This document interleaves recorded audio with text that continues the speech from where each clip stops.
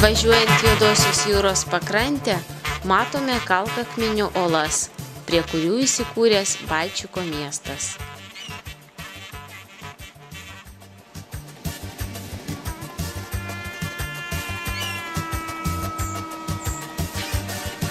Kaliakros iškyšulys. Iškyšulio pavadinimas iš graikų kalbos išvertus reiškia gražų iškyšulį ir tai pilnai atitinka tikrovę.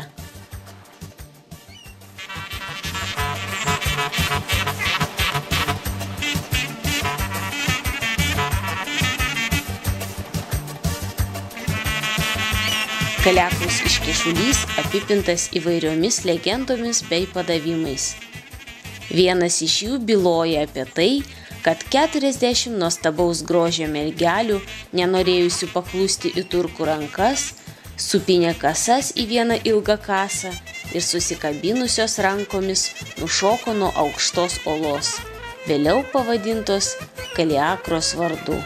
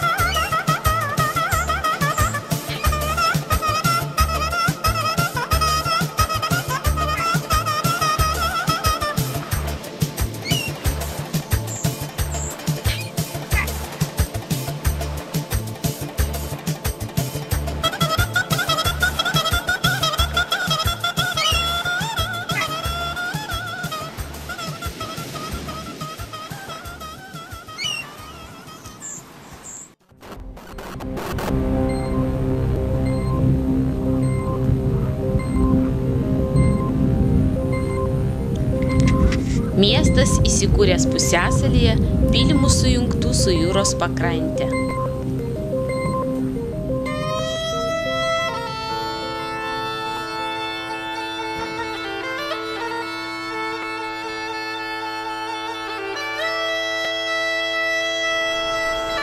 Žinomas nuo 7 amžiaus žvejų kaimelis su senovinėmis bažnyčiomis ir išlikusiomis antikinėmis tvirtovės sienomis.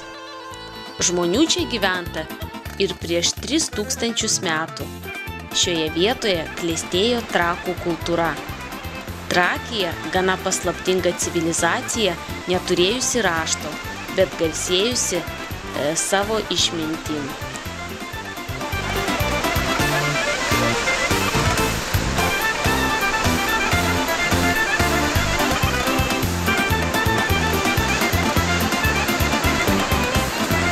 Kažkada miestas buvo garsus dėl jame buvusių 40 šventyklų, dabar iš jų liko tik 10.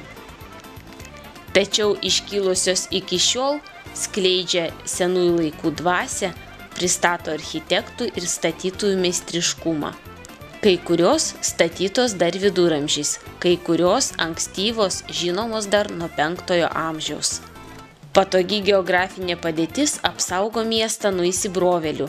Todėl šiandien tai gyvas tūkstantmetinės istorijos paminklas, tikras miestas muziejus.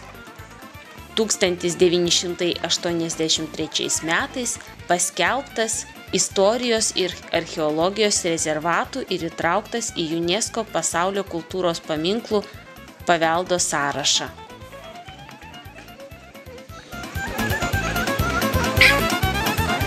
Esame viename gražiausių Bulgarijos miestukų Nesebare, žinomų dar nuo Trakų laikų. Prieš mus senoji vyskupija, datuojama 5–6 Kristaus amžių. Vienas iš seniausių pastatų.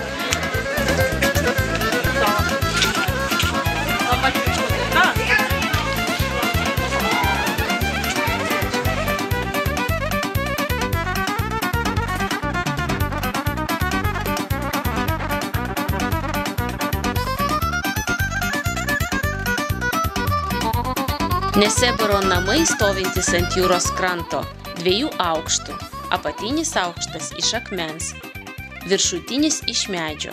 Tokia konstrukcija apsaugojo ir iki šiol saugo statinį nuo drėgno ir sūraus pajūrio oro.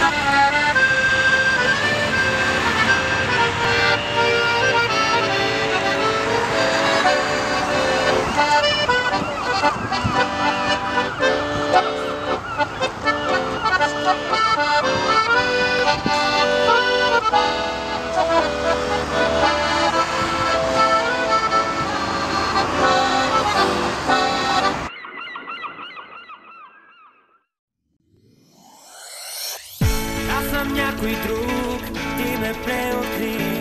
Аз съм някой друг, между две стени. Аз съм някой друг, ти ме промени. Аз съм някой друг, стая две звезди.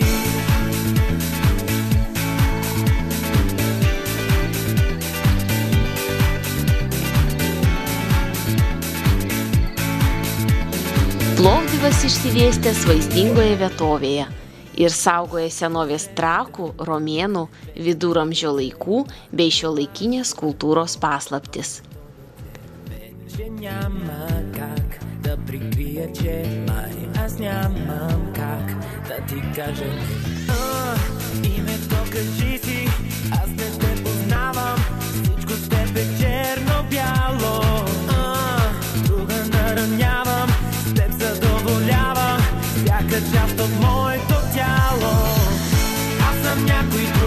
Miesto senamiestis puikiai atspindi Plovdivo praeitį, nes čia galima išvysti Trakų epochos įtvirtinimų, Romėnų forumą ir geriausiai išsilaikusi Romėnų amfiteatrą.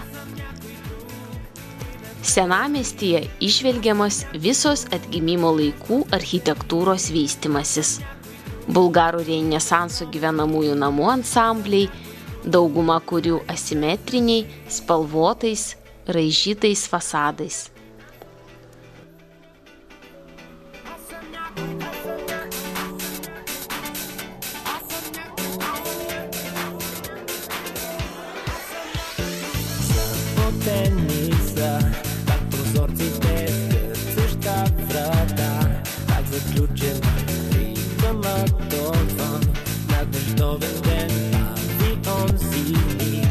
Plovdivo senamiestis laikomas menininkų meka. Čia veikia meno galerijos po atviru dangumi, pristatomi ir alternatyvaus meno kūriniai bei skulptūros. Vaizduojami dailininkų paveikslai.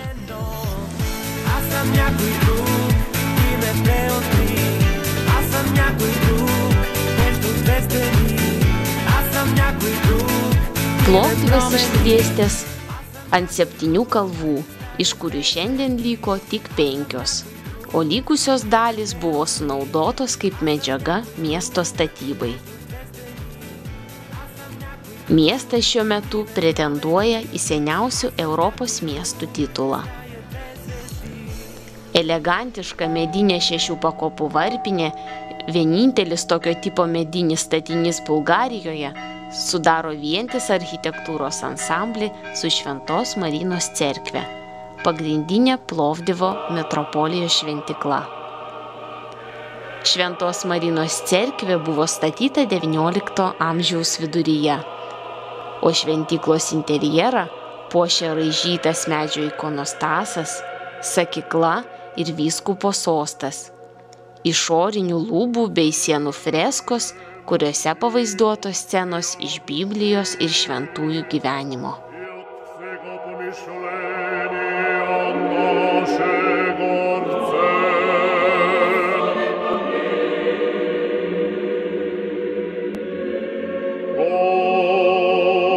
Господи, Вседержителю,